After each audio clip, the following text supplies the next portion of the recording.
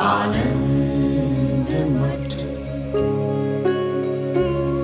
आनंद मठ और ऋषियों की अनमोल धरोहर को संजोएं।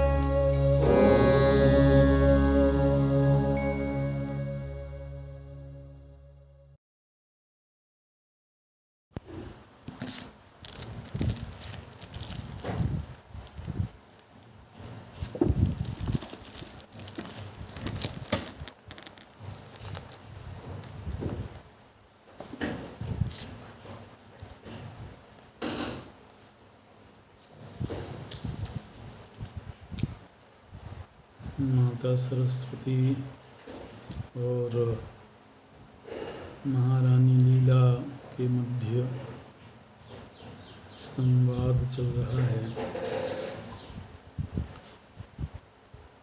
महारानी लीला में ये इच्छा प्रकट की है कि उनके पति वर्तमान में जहाँ हैं वहाँ की यात्रा करनी चाहिए। माता सरस्वती और लीला दोनों ही इस समय ज्ञान संपन्न हैं, तत्वनिष्ठ हैं, चिन्मय देह में हैं। इसलिए दोनों की अव्याहत गति है,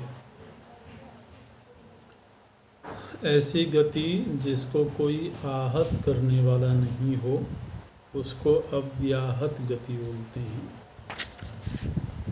जिसका कोई प्रतिबंधक न हो।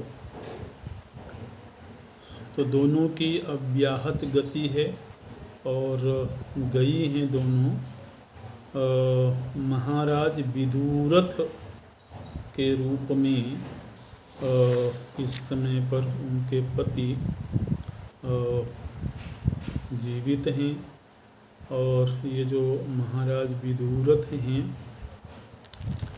ये इक्ष्वाकु वंश में उत्पन्न हुए हैं।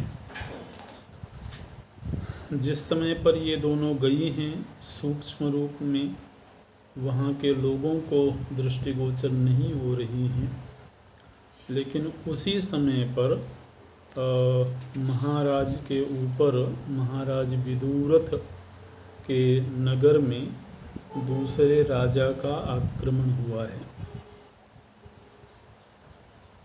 और फिर दो राजाओं के मध्य द्वंद्व युद्ध हो रहा है। तो युद्ध का भी बड़े विस्तार से कई सर्गों में वर्णन देखने को मिलता है। ये देवियाँ भी उस युद्ध को देखती हैं। बड़ा विभत्स युद्ध है वो, जिसका कि श्री वशिष्ठ जी वर्णन करते हैं। और इन सारे दृश्यों को अंततः चित्तज दृश्य के रूप में प्रतिपादित करना है। तो इसलिए मनः कल्पित जितने भी प्रकार के दृश्य हो सकते हैं उसमें सभी रसों से युक्त दृश्यों की उपस्थिति हो सकती है।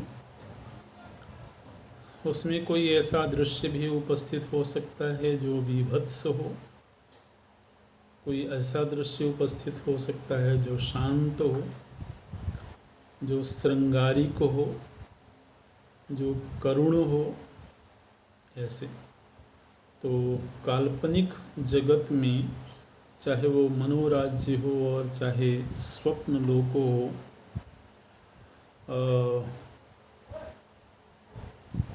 वो सब में हर प्रकार का दृश्य उपस्थित हो सकता है।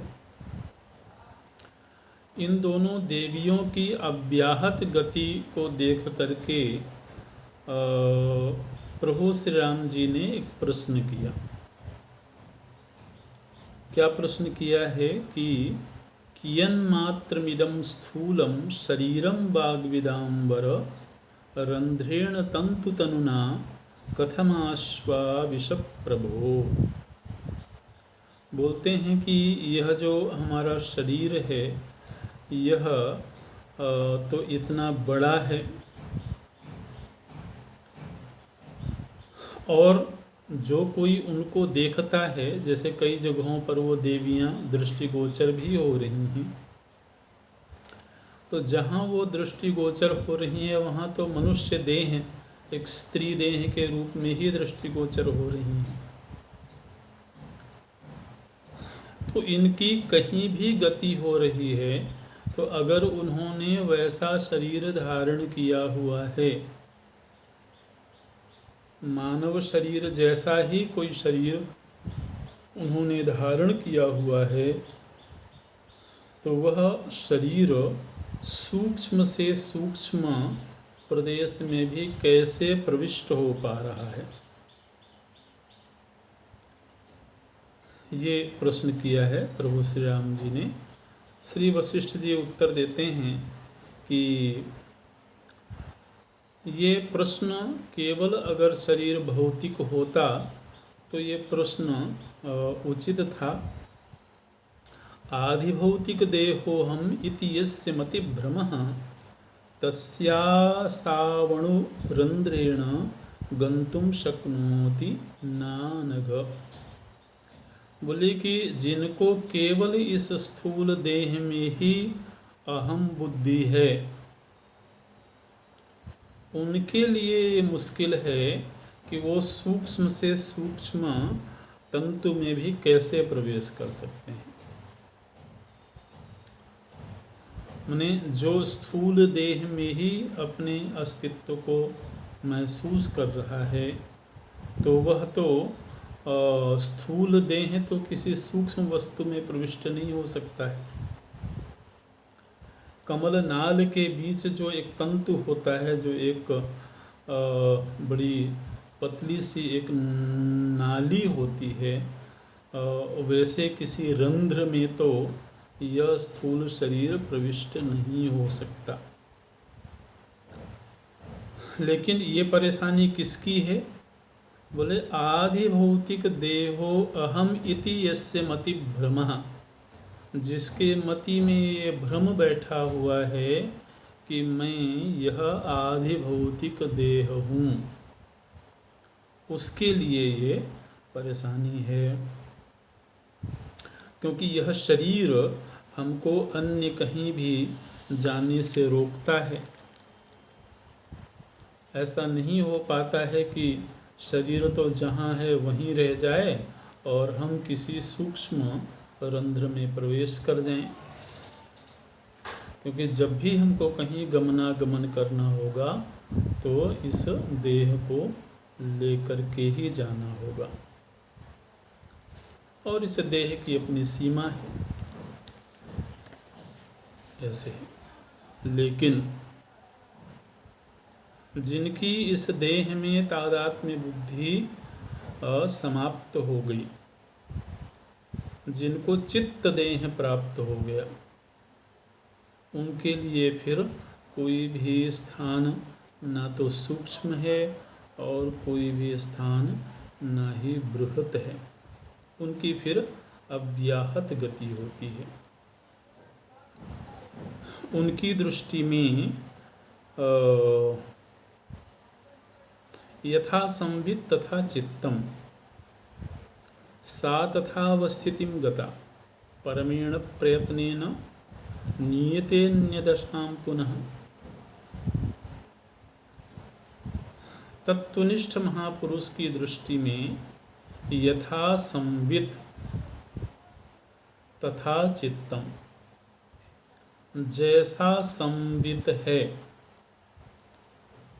वैसा ही मन है। माने संवित और मन दोनों में कोई भेद नहीं रह जाता है।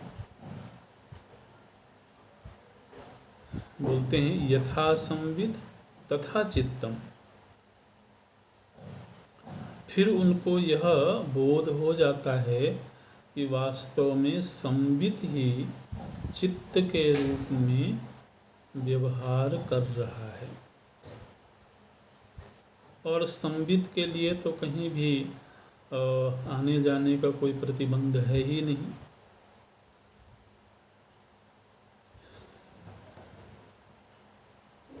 वो बोलते हैं तथा अवस्थितिम गता परमेण प्रयत्नेन नीयते अन्य दशाम पुनः।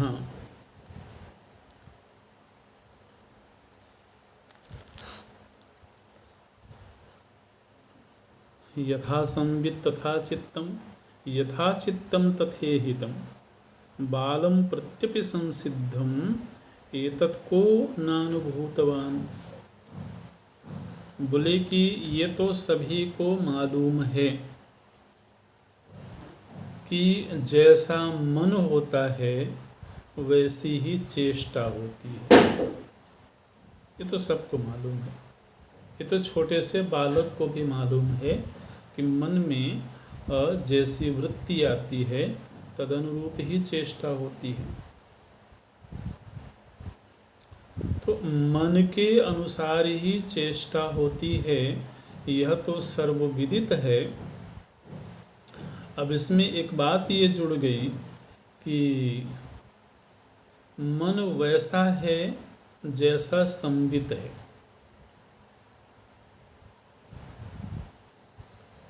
तो संवित ही मन के रूप में व्यवहार करता है और मन बन करके संवित की ही चेष्टाएं होती हैं, क्योंकि मन ही तो चेष्टा करता है ना, मन ही चेष्टा के रूप में अभिव्यक्त होता है। तो वस्तुतः वह चेष्टा किसकी है? संवित की चेष्टा है। तो इसलिए व्यावहारिक दृष्टि से अगर गमनागमन हो रहा है तो वह किसका हो रहा है? बोले संवित का ही हो रहा है।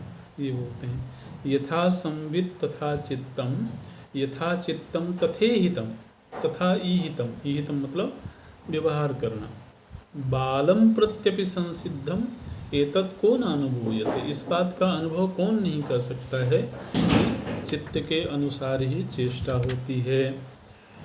चित्तमात्रम शरीरम तु सर्वस्यैव हि सर्वतः विद्यते वेदनाच्चैतत्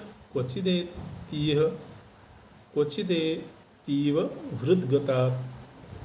तो वास्तव में लोग इस बात को जानते नहीं हैं, इस बात से अनजान हैं।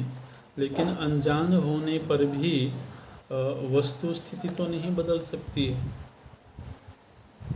है ना। चाहे कोई जानकार हो और चाहे कोई अनजान हो, वस्तु तो जैसी होगी वैसी ही होगी। तो अज्ञानी के द्वारा भी जो व्यवहार हो रहा है वो वास्तव में व्यवहार संवित का ही है। संवित ही मन बन करके तत्त व्यवहार कर रहा है। केवल भेद ये है कि ज्ञानी को ये रहस्य मालूम होता है और अज्ञानी को नहीं मालूम होता है। चित्ताकाशम चिदाकाशम आकाशम च तृतीयकम विद्येतत्रयमेकम त्वम अविनाभाव नावशात। बोले कि हमने पहले आपको, वशिष्ठ जी बोलते हैं, हमने आपको पहले बताया था कि आकाश 3 प्रकार के होते हैं, चित्ताकाश, चिदाकाश और भूताकाश। लेकिन ये भेद पारमार्थिक नहीं है। 3 तरह के आकाश होते हैं, यह व्यवहार की दृष्टि से ऐसा बोला जाता है। वस्तुतः तो आकाश केवल चिदाकाश ही है। चिदाकाश ही चित्ताकाश के रूप में और चिदाकाश ही भूताकाश के रूप में अभिव्यक्त होता है। विद्धि एतत्त्रयम् एकम, ये तीनों 3 नहीं हैं, बल्कि ये तीनों एक ही हैं। क्यों? क्योंकि अविनाभावना वशात, क्योंकि इनमें अविनाभाव है। आप देखिए भूताकाश की प्रतीति कभी भी चित्त के बिना नहीं हो सकती, है ना। और चित्ताकाश की प्रतीति बिना चित्त तत्व के नहीं हो सकती। तो अविनाभाव मतलब होता है कि जिसके बिना जो न होवे। तो वास्तव में फिर वही होता है जिसके बिना जो नहीं होता है। ऐसे जैसे कि मृत के बिना घट नहीं हो सकता है, तो इसका तात्पर्य यह है कि फिर वह मृत ही है, मिट्टी ही है, वहाँ फिर घट नहीं है। तो इसी तरह से चित्ताकाश के बिना भूताकाश की अनुभूति किसी को नहीं हो सकती। इसका अर्थ ये है कि भूताकाश वास्तव में चित्ताकाश ही है। भूताकाश कहाँ है? बोले चित्त में है। ऐसा। और चित्ताकाश की प्रतीति चित्त तत्व के बिना नहीं हो सकती है। ये तो सब माया की वजह से सब उलट पुलट हो गया है ना, तो हमको चीज़ें उलट पुलट दिखाई देती हैं। आत्मा कहाँ है? बोले मन में होगी कहीं, भीतर होगी कहीं, है ना। और मन कहाँ है? बोले मन शरीर में होगा कहीं। शरीर कहाँ है? बोले इस भूताकाश में है। ऐसे तो ये उलट पुलट हो गया है वास्तव में। तो यह शरीर और भूताकाश दोनों चित्त में है और चित्त आत्मा में है। लेकिन ये ऐसी विडंबना है माया की, ये हमको उल्टा उल्टा दिखता है। और जब कभी इस तरह की बात की जाती है तो ये बात हमको उल्टी मालूम पड़ती है ना। ये जो वेदांत जब इस तरह की कोई बात करता है तो ऐसा लगता है कि जैसे वेदांत उल्टी पुल्टी बात कर रहा है कि इतना बड़ा भूताकाश ये चित्त में कैसे हो सकता है। ऐसे क्योंकि हमारी एक तरह की आदत बन गई है, एक तरह का अभ्यास हो गया है। कुछ मान्यताएं हमने बिना विचारे ही बना रखी हैं, उन पर हमने कभी विचार नहीं किया। हमने अपने आप ही ये मान्यता बना रखी है कि हम दुनिया में हैं। इसलिए अगर कभी ये कह दिया जाए कि दुनिया में नहीं हो बल्कि तुम में दुनिया है, तो ये बात हमको उल्टी लगेगी। ऐसा तो हम दुनिया में हैं, इसको तो हमने एक दृढ़ मान्यता के रूप में स्वीकार किया हुआ है। ऐसे तो अब उस मान्यता पर जब कभी चोट लगती है या उससे विपरीत कोई बात की जाती है तो फिर थोड़ा सा कष्ट होता है, कठिनाई होती है।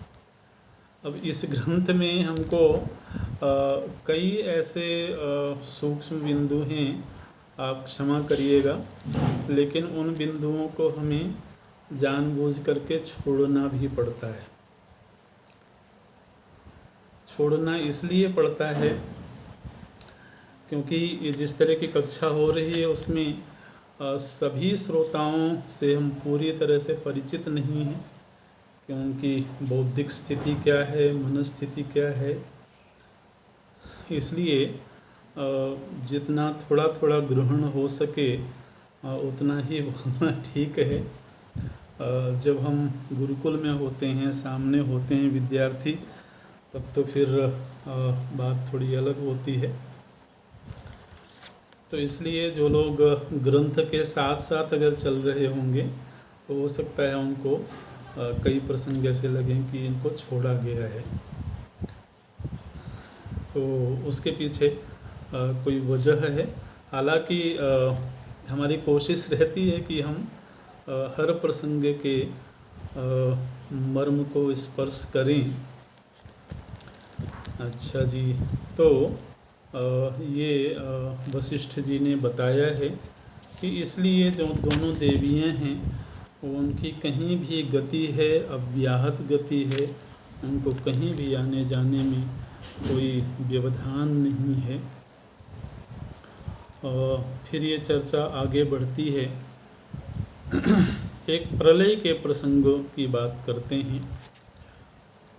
वशिष्ठ जी ने कहा कि राम जी, जिस तरह से हम सुषुप्ति में जाते हैं, सुषुप्ति सदृश ही मृत्यु है और मृत्यु सदृश ही प्रलय है। माने प्रलय का एक छोटा रूप मृत्यु है और मृत्यु का एक छोटा रूप सुषुप्ति है। तो प्रत्येक सुषुप्ति में, अब ये एक सिद्धांत आपको दे रहे हैं, जितना ग्रहण हो सकेगा तो ग्रहण करिएगा, कि जब हम स्वप्न में गए तो वो जो स्वप्न का जगत हमको मिला वह उसी समय बना जिस समय हम स्वप्न में गए। ठीक है। और स्वप्न अवस्था छोड़ते ही वो दृश्य मिट गया। ऐसी ही स्थिति जागृत के साथ भी होती है।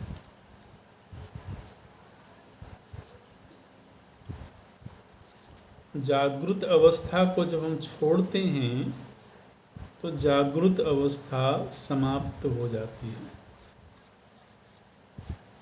जागृत अवस्था में प्राप्त जो प्रपंच है वो प्रपंच समाप्त हो जाता है। तब हम दूसरी अवस्था में जाते हैं, चाहे स्वप्न में जाएं चाहे सुषुप्ति में जाएं। और फिर से जब हम जागृत अवस्था में आते हैं तो फिर से एक नई सृष्टि बनती है। वो सृष्टि हमको हूबहू वैसी ही मालूम पड़ती है ना। हमको लगता है कि वो तो हम उसी सृष्टि में जगे हैं जिस सृष्टि में सोए थे, लेकिन ऐसा नहीं है। क्योंकि इसको इस दृष्टांत से समझ पाएंगे थोड़ा, कि जब हमने मृग मरीचिका में जल को देखा तो उस जल की सत्ता तभी तक थी जब तक हमने उसको देखा। जैसे ही हमारे नेत्र वहाँ से हटे वैसे ही वहाँ जल नहीं है। ठीक है। और पुनः जब हम देखेंगे वहाँ तो पुनः हमको जल मिलेगा। लेकिन जब तक हमने नहीं देखा तब तक वहाँ जल था क्या? अगर हम वेदांत के इस सिद्धांत को स्वीकार करते हैं कि सृष्टि मनः कल्पित है, तो स्वाभाविक है कि जब तक मन देखेगा तभी तक वो दृश्य दिखेगा, और जब तक दिखेगा तभी तक होगा।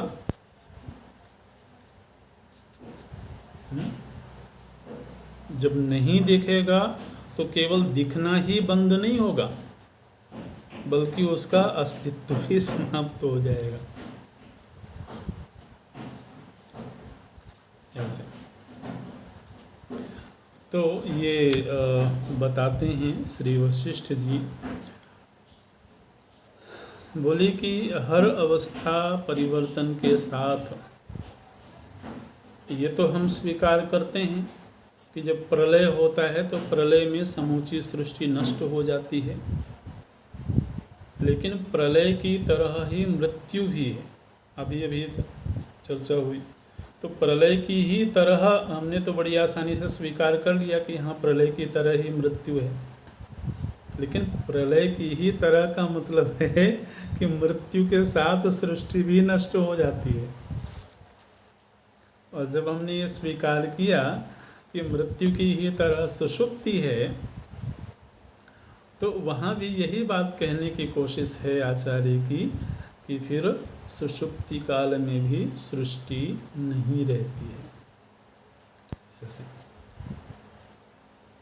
और जब महाप्रलय होता है तो उस समय पर उस कल्प के जितने भी त्रिदेव हैं, सभी देवता भी स्वरूपावस्थान को प्राप्त हो जाते हैं, विदेह मुक्त हो जाते हैं। ये एक पूर्व बात कही है वशिष्ठ जी ने।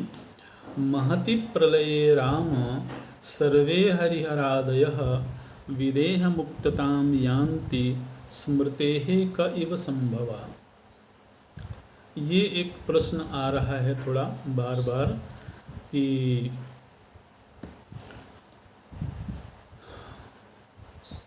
यदि, क्योंकि ये प्रश्न साधकों को कई बार आंदोलित करता है कि यदि तो जगत, चलिए जागृत को नहीं लेते हैं, स्वप्न को ही ले लें, तो स्वप्न जगत हमारी वासनाओं से प्रकट हुआ, तो वासनाओं से प्रकट हुआ, इसका मतलब है कि वासनाएं कभी तो बनी होंगी, और जब वासना बनी होंगी तब वो अनुभूति सत्य रही होगी, तब वो जगत सत्य रहा होगा। तो उस सत्य जगत में हमने व्यवहार किया, उसकी संस्कार पड़े, और उन संस्कारों के अनुसार मन में एक दृश्य प्रकट हो गया। तो मन में प्रकट हुआ दृश्य वासना जन्य है, इसलिए मिथ्या है, इसे स्वीकार करने में परेशानी नहीं होती है। लेकिन वो जो संस्कार थे जिनकी वजह से वो सृष्टि प्रकट हुई, वो संस्कार जब बने होंगे तब तो जगत सत्य रहा होगा। ऐसे श्री वशिष्ठ जी कहते हैं कि जब प्रलय हुआ तो प्रलय होने के साथ में उस कल्प के ब्रह्मा हों, विष्णु हों अथवा शिव हों, वो विदेह मुक्त हो गए। अब जो नई सृष्टि बनेगी उसके नए ब्रह्मा विष्णु महेश होंगे, वो पूर्व कल्प के नहीं होंगे। तो यदि पूर्व कल्प के ब्रह्मा विष्णु महेश नहीं हैं, नवीन ब्रह्मा हैं, तो उनको पूर्व की स्मृति कैसे हो सकती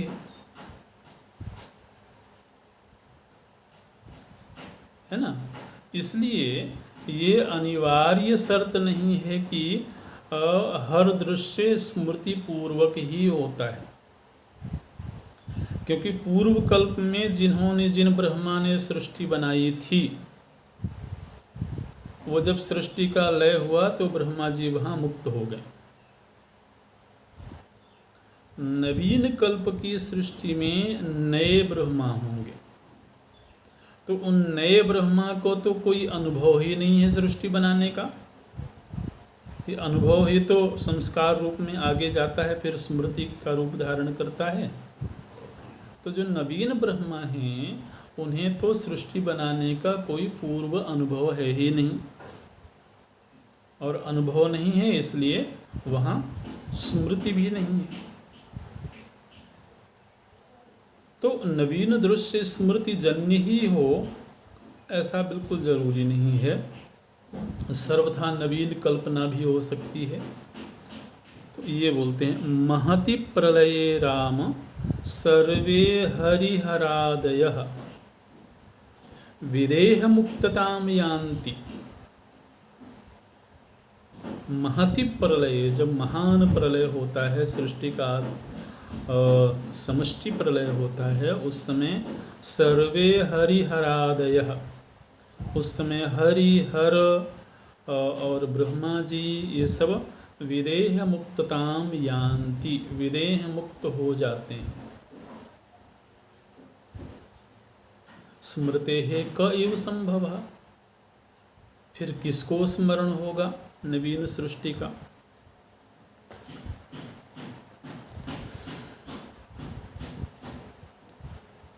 अस्मदादि प्रबुद्धात्मा किलावश्यम विमुच्यते कथम भवन्तु नो मुक्ता विदेहा पद्मजादयः। बोले कि वशिष्ठ जी अपना ही दृष्टांत देते हैं। बोले कि राम जी, जब हम लोग अस्मदादि प्रबुद्धात्मा, जो हम लोग प्रबुद्ध आत्मा हैं, यानी ज्ञानी लोग हैं, तो जब हम लोग ही जब इस देह का त्याग करेंगे तो विदेह मुक्त हो जाएंगे, पुनः जन्म नहीं होगा। जब हम लोगों का यह सत्य है तो ब्रह्मा जी तो विदेह मुक्त ही हैं पहले से ही, तो फिर वो नवीन सृष्टि में पुनः क्यों जन्म धारण करेंगे। अन्ये त्वमिव ये जीवाः तेषां मरण जन्मसु स्मृति कारणतामेति मोक्षाभाव वशादिह। इसलिए स्मृति केवल उन्हीं को प्राप्त होती है जो मुक्त नहीं हुए हैं और जो पुनः पुनः जन्म और मृत्यु को प्राप्त होते हैं। ऐसे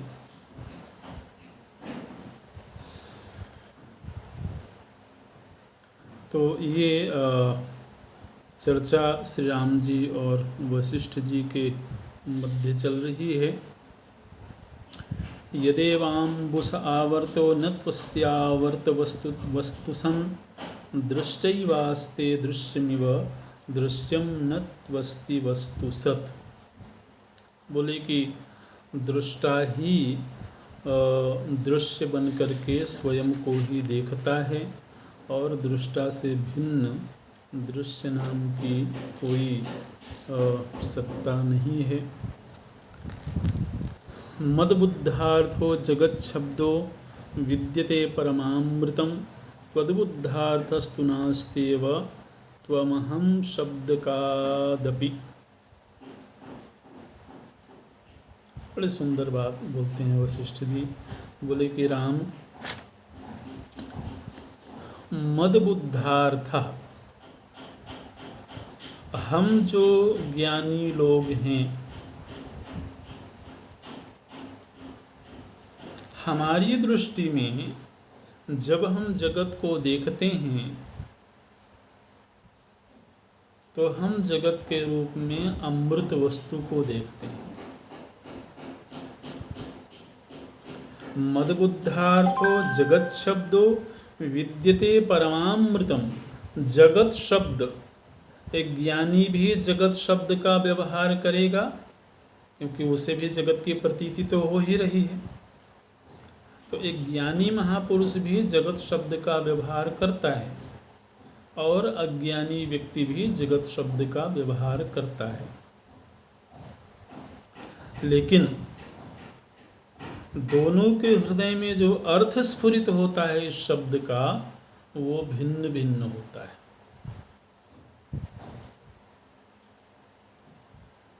माने ऐसे ही है जैसे एक व्यक्ति दो व्यक्ति बैठे हों और दोनों के सामने कोई स्वर्ण का आभूषण रखा हो। अब उनमें से एक व्यक्ति स्वर्ण को देख रहा हो, धातु को देख रहा हो, और दूसरा व्यक्ति उसकी आकृति को, उसके डिजाइन को देख रहा हो, तो दोनों उस आभूषण का नामोच्चार तो करेंगे, ये वलय है, ये कुंडल है,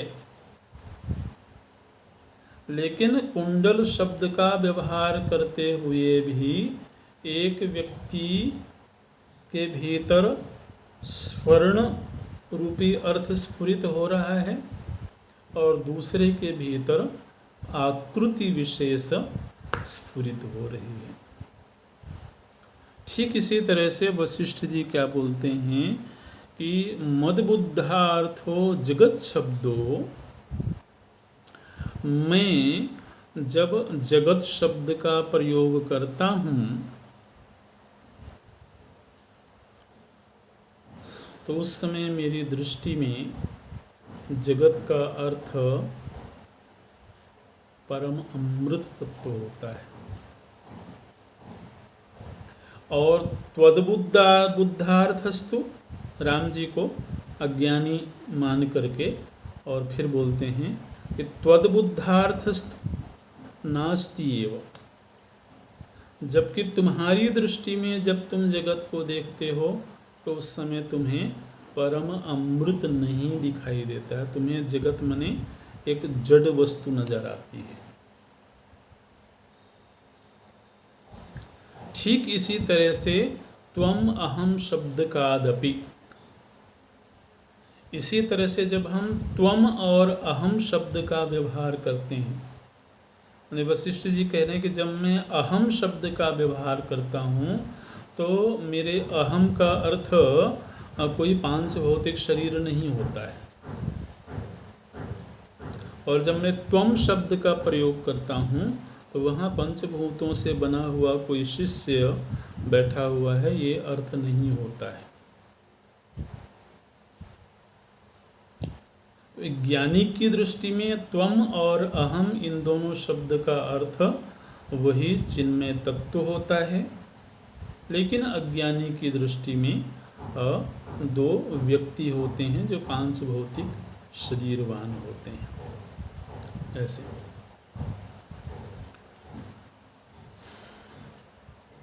तद्बुद्धार्थस्तु नास्त्येव त्वमहं शब्दकादपि। अच्छा, यत्र यत्र सदा व्योम्नि यथा कामं यथेप्सितम् उदयं कुरुतस्तेन तद्गेहेस्ति गतिस्तयोः। अच्छा, तो ये दोनों देवियाँ राजा विदुरथ के भवन में गई हैं, और राजा विदुरथ के भवन में जब गईं तो उस समय वो राजा को दृष्टिगोचर हो रही हैं। तो राजा ने जैसे ही इन देवियों को देखा है तो ये तो बिल्कुल दिव्य अप्सरा की भांति दिखाई दे रही हैं। तो राजा विदुरथ उठ करके खड़े हुए हैं और असल में वो सुप्त स्थिति में थे, तो देवियों के आने से पूरे वातावरण में प्रकाश हो गया और वो वातावरण वहाँ का बड़ा दिव्य हो गया, और उन्हीं के प्रभाव से राजा विदुरथ जाग गए, और जाग करके उन्होंने देखा कि दो देवियाँ प्रकट हुई हैं। तो फिर वो उठ करके खड़े होते हैं और बड़े विनम्र भाव से वो उनका स्वागत करते हैं, सत्कार करते हैं। वहाँ जो भी पुष्प उपलब्ध थे उन पुष्पों को अंजलि में लेकर के और वो उन देवियों के सामने बैठ जाते हैं, देवियों को एक ऊंचे आसन पर बिठाते हैं और वाणी से भी उनका सत्कार करते हैं। निमेषमेव संचिन्त्य स विस्मितमना नृपः उत्तस्थौ शयनाच्छेषादिव चक्रकराधरः पुष्पहार इवोत्फुल्लं जग्राह कुसुमाञ्जलिम् उपधानप्रदेशस्थात् स्वयं पटलकोटरात् बद्धपद्मासनो भूमौ भूत्वाचेदमानतः। तो उनका सत्कार किया है। वहीं पर फिर मंत्रीगण भी उपस्थित हो गए थे। राजा के मंत्रियों ने भी बड़ी विनम्रता के साथ में उन देवियों का सत्कार किया है, और उन देवियों ने लीला देवी ने मंत्री से ये पूछा है कि आप जरा इन राजा का परिचय दीजिए। तो राजा के मंत्री राजा की ही उपस्थिति में उनका परिचय देते हैं। आसीद इक्ष्वाकु वंशोत्थो राजा राजीव लोचनः श्रीमान कुंदरथो नाम दोषछायाच्छादिवानपि। तो इक्ष्वाकु वंश में एक कुंदरथ नाम के राजा हुए हैं, और फिर कुंदरथ के पुत्र भद्ररथ, भद्ररथ के विश्वरथ, उनके बृहदरथ, फिर उनके सिंधुरथ, फिर उनके शैलरथ, इस तरह से कई पीढ़ियों का नाम उच्चार करते हैं। और फिर जो राजा वर्तमान थे उनका नाम है विदुरथ। तो ये विदुरथ नाम के राजा हैं और ये इक्ष्वाकु वंश में उत्पन्न हुए हैं। बड़ा दिव्य वंश है, और फिर उनकी महिमा का वर्णन करते हैं। माता सरस्वती ने वो जो राजा विदुरथ हैं उनसे कहा है कि हम आपको विवेक संपन्न बनाना चाहती हैं, और ऐसा कहकर के सरस्वती जी ने महाराज के मस्तक का स्पर्श किया है, और मस्तक का स्पर्श होते ही राजा के मन में जो माया थी वो माया नष्ट हो जाती है। बोलते हैं वदंती मूर्धनि पस्पर्श तम करेण सरस्वती अथ हार्दम तमो माया पद्मस्य क्षयमाययौ। तो महाराज विदुरथ के हृदय में जो माया थी वो नष्ट हो जाती है, और फिर महाराज विदुरथ को अपने पूर्व जन्मों की स्मृति भी जाग जाती है। और ये राजा विदुरथ वही हैं जिनका देह महाराज पद्म के रूप में अभी भी सुरक्षित रखा हुआ है। और वो पद्म महाराज वही हैं जो ब्राह्मण के रूप में, वशिष्ठ ब्राह्मण के रूप में पर्वत ग्राम में पैदा हुए थे। तो अब देखिए, वशिष्ठ ब्राह्मण की मृत्यु को 8 दिन हुए हैं। उन 8 दिनों में महाराज पद्म ने पूरा एक राजा का जीवन जी लिया, और महाराज पद्म को मृत्यु प्राप्त हुए 1 दिन हुआ है, और 1 दिन में राजा विदुरथ ने अपनी पूरी जीवन यात्रा पूरी कर लिया है। अब यहाँ पर वशिष्ठ जी क्या बता रहे हैं कि वास्तव में ये घटनाएं ऐसी घट रही हैं कि जो वो ब्राह्मण हैं वशिष्ठ, मानो कि वो स्वप्न में गए, और स्वप्न में महाराज पद्म के रूप में उनका जन्म हुआ। तो एक स्वप्न में वो पूरी जीवन यात्रा पूरी कर लिया उन्होंने, और महाराज पद्म मानो कि स्वप्न में गए, और वहाँ उनका जन्म महाराज विदुरथ के रूप में होता है। तो महाराज विदुरथ के रूप में वो अपनी एक पूरी यात्रा कर लेते हैं। अब भौतिक रूप से हमको ये घटना यथार्थ चाहे भले न प्रतीत हो, लेकिन मनोराज्य अथवा स्वप्न में तो ये संभव है। भाई जो ब्राह्मण हैं वशिष्ठ, वो तो निरंतर कल्पना करते रहे हैं कि मैं राजा बनूं इस तरह से। अब मानो कि किसी दिन वो मनोरथ कर रहे हों, अकेले में बैठे हों, और मनोरथ मन में चल रहा हो, कल्पनाएं चल रही हों, और वहाँ उन्होंने अपने आप को राजा के रूप में देख लिया, राजा पद्म के रूप में। और फिर राजा पद्म के रूप में वो पैदा भी हो गए, फिर उनका विवाह भी हो गया, और वही जो ब्राह्मणी थी वो वहाँ पर लीला बन गई, और फिर उन्होंने एक राजा के रूप में पूरी यात्रा भी कर ली, युद्ध भी कर लिए। ऐसे तो वास्तव में यहाँ पर वस्तुतः घटना कुछ भी नहीं घट रही है। जो ब्राह्मण हैं वह भी चैतन्य तत्व है, जो महाराज पद्म हैं वो भी चैतन्य तत्व हैं, और जो महाराज विदुरथ हैं वो भी चैतन्य तत्व हैं। ये जो सारी घटनाएं हमको दिख रही हैं, ये घटनाएं स्वप्नवत अथवा मनोराज्यवत मनः कल्पित घटनाएं हैं। ऐसे ये यहाँ पर विस्तार से प्रतिपादन किया गया है।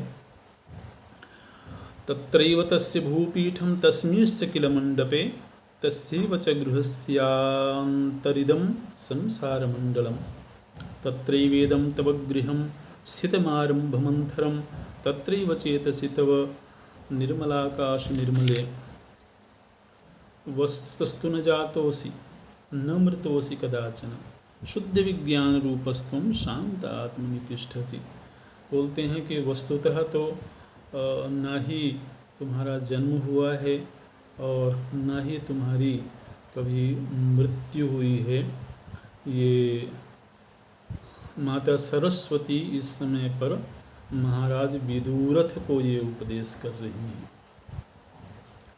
ऐसे वस्तुतस्तु न जातोसी, वस्तुतः तो तुम जन्म धारण नहीं किए हो, तुम्हारा जन्म नहीं हुआ है।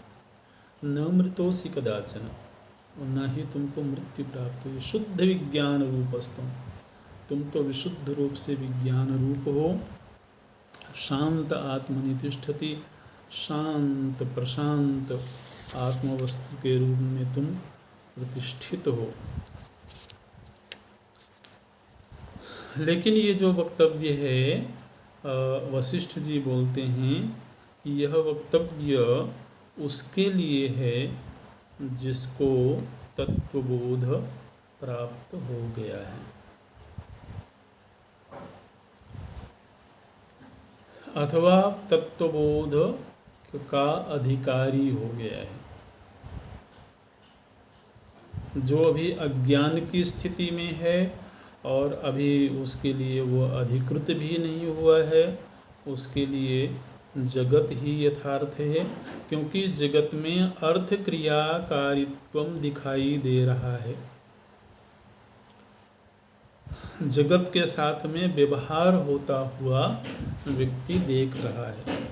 तो जबकि व्यवहार हो रहा है और व्यवहार का परिणाम भी अनुभव में घट रहा है, तो फिर उसको एकदम से नकार देना उस व्यक्ति के लिए संभव नहीं है जो अभी उस योग्य नहीं हुआ है।